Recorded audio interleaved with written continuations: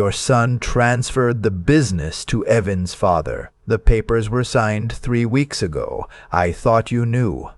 I didn't know. I hadn't known anything. I stood in my kitchen holding the phone, staring at the window above the sink, watching a cardinal land on the feeder my wife had hung there 11 years ago, the one I'd never taken down.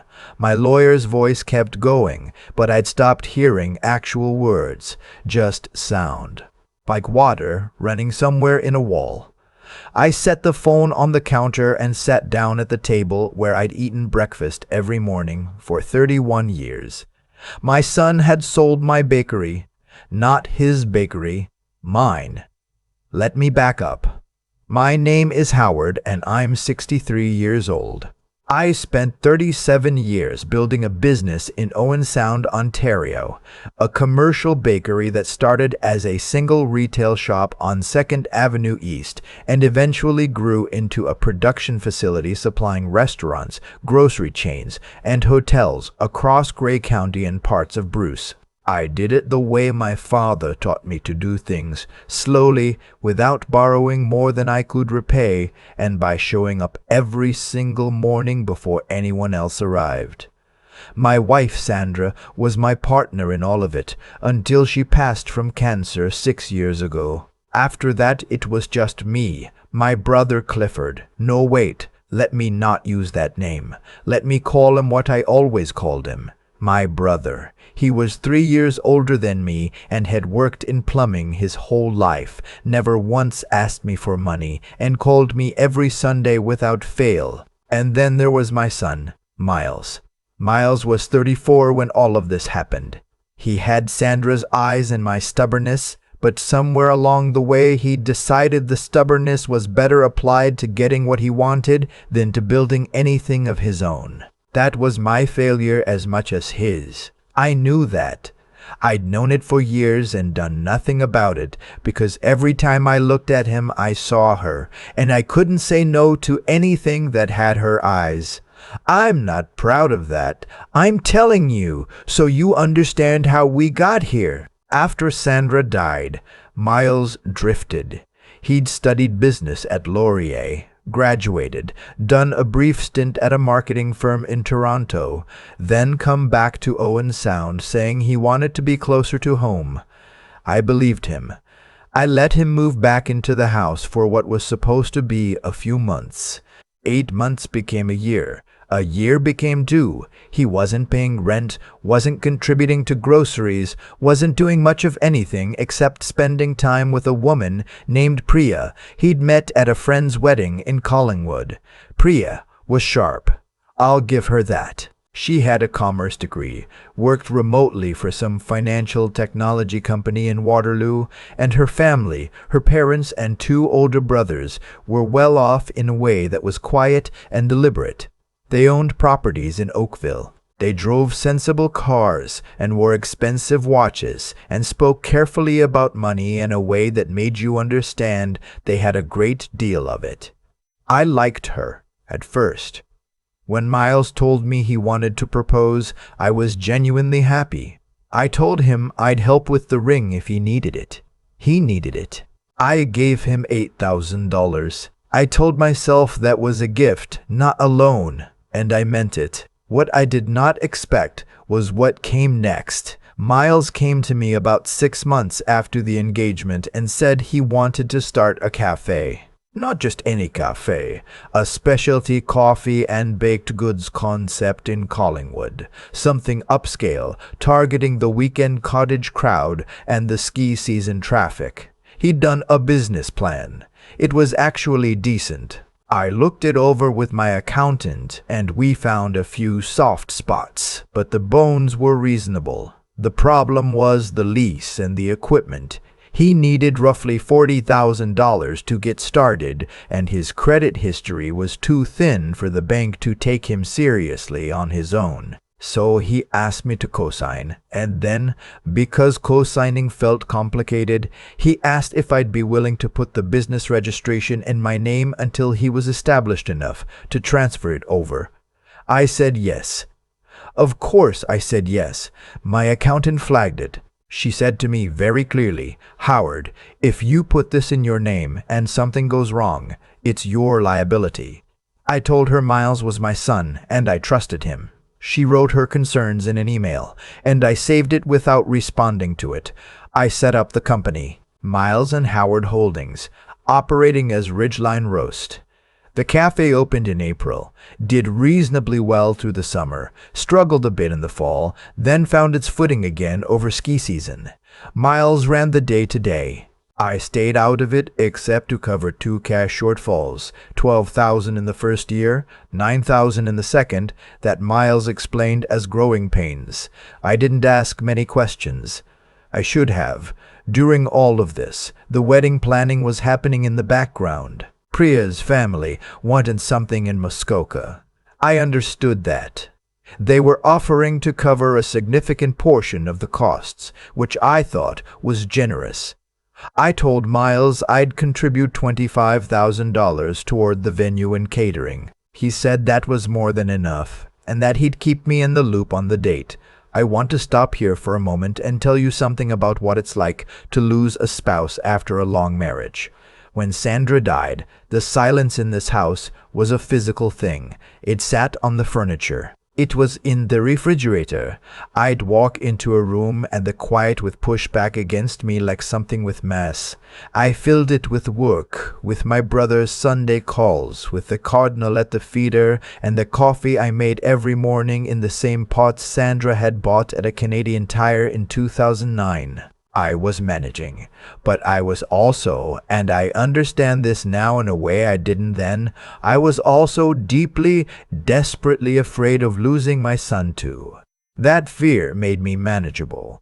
Priya, I think, understood this before I did. It was a Thursday in March when Miles called me, not to talk. He called with a specific purpose, which was to tell me that they had moved up the wedding date because of a venue availability issue, and that it had taken place the previous Saturday in a small ceremony at a lodge near Huntsville. He said, "It was just immediate family and close friends, Dad. Priya's family, and a few of our friends from Toronto. It was really intimate." I sat with that for a moment. I said, "I wasn't invited." He said, "It was really last minute, and we knew you'd understand." I didn't understand, but I said I did because that was what I always did. I said congratulations, and I asked if they were happy, and he said yes, and we hung up, and I sat in the kitchen for a long time looking at the cardinal feeder. 47 people. That was what I found out later. 47 people at an intimate, last-minute ceremony at a lodge that cost, by the receipts I eventually saw, over $30,000 to rent for the weekend. Priya's family had covered most of it. My $25,000 had apparently been redirected toward a honeymoon in Portugal. My brother called me that Sunday, and I told him what had happened. He was quiet for a while. Then he said, "Howard, you need to talk to your accountant." I didn't do it right away. I gave it 3 weeks, telling myself there was a reasonable explanation, that Miles would come to me when things settled down. He didn't come to me. What came instead was a phone call from my accountant, who had been doing some routine filing on the company and found something that didn't line up. She said, "Howard, there's been a transfer. Miles and Howard Holdings has been restructured. Priya's father is now listed as a 50% stakeholder. The paperwork was filed with the Ontario Business Registry 6 weeks ago. Your signature is on the documents." My signature, except I hadn't signed anything. I called Miles. He didn't answer. I called twice more over 2 days. On the third call he picked up, and I asked him very calmly to explain to me what had happened with the company registration. He was quiet for a moment. Then he said that Priya's father, Ashok, had invested in Ridgeline Roast and that the restructuring was necessary to formalize that investment. He said it was just paperwork and that it didn't change anything, that I was still listed as co-owner. I asked him about my signature. He said, You signed a stack of documents when we did the annual filing last fall. That might have been in there. I said, Miles, are you telling me you slipped a company restructuring document into a stack of routine paperwork and had me sign it without explaining what it was? He didn't answer that directly. He said Priya's father had been incredibly helpful and that this was just the way business worked and that I needed to trust him. I hung up. I want to tell you what was going through my mind in that moment because it wasn't rage. Not yet. It was something quieter and more clarifying, like when you're driving in heavy fog and then all at once you're through it and the road ahead is perfectly visible. I could see exactly what had been happening, the moves, the timing, the misdirection. My son had been managing me, had been trained to manage me for years. The ring money, the shortfalls, the wedding I wasn't invited to because if I'd been there, I might have spoken to Ashok, might have asked questions, might have understood what was being arranged. The $25,000 I contributed toward the wedding had been received and spent before I knew the ceremony had already happened. I called my accountant and told her to pull everything. Then I called a business lawyer in Barrie, someone my brother had recommended years ago, and I'd never needed until now, and I booked an appointment for the following week. What I found over the next 3 weeks was this. My signature had indeed been obtained under false pretenses on the restructuring documents. The transfer to Ashok was potentially voidable. However, the situation was complicated by the fact that Miles was a listed co-owner and had operational authority, and that some of the company's current assets had been commingled with funds Ashok had genuinely contributed. My lawyer said we could pursue it. It would be messy and expensive, but the foundation was there. I decided not to do it that way. Instead, I called my accountant and told her I wanted to exercise the clause in the original company agreement, the one that gave the primary registered owner the right of first refusal and the right to dissolve the operating agreement with 90 days' notice. My name was still on everything. My initial investment was documented. The original agreement, the one Miles and I had signed when we set up the company, was clear. I filed the notice. Miles called me that same afternoon. Dad, what is this? What did you file? I said, I'm dissolving the operating agreement. I'm giving you 90 days as required. He said, you can't do that. Ashok has invested $60,000. I said, Ashok invested $60,000 in a company where the primary agreement gives me dissolution rights. That's between you and Ashok to sort out. He said, this is insane. You're blowing up my business because of some paperwork issue? I said, I'm protecting an asset that's in my name because documents were signed without my informed consent. My lawyer has the file. He raised his voice then. He said things I won't repeat here, things about Sandra, about how she would be ashamed of me, and I let him say them because I understood they were fear and not truth. When he stopped, I said, Miles, I love you. I have always loved you more than I have loved anything since your mother died. And I am telling you right now that I am done being manageable. Whatever happens from here is up to you. I hung up. The 90 days were not quiet. Priya's father called me once. He was polite and clearly had not been fully informed of how the restructuring had occurred. I was honest with him. I told him what I knew and what my lawyer had documented. He was quiet for a long time. When he spoke, he said, I understand. That was all he said. I respected that. My brother drove up from Barrie and stayed with me for a week. We went fishing up at Sapple Beach, even though the weather was terrible and neither of us caught anything worth keeping. We sat in the boat in the cold and he talked about his wife's garden, and I talked about nothing in particular, and it was honestly one of the best weeks I'd had in years.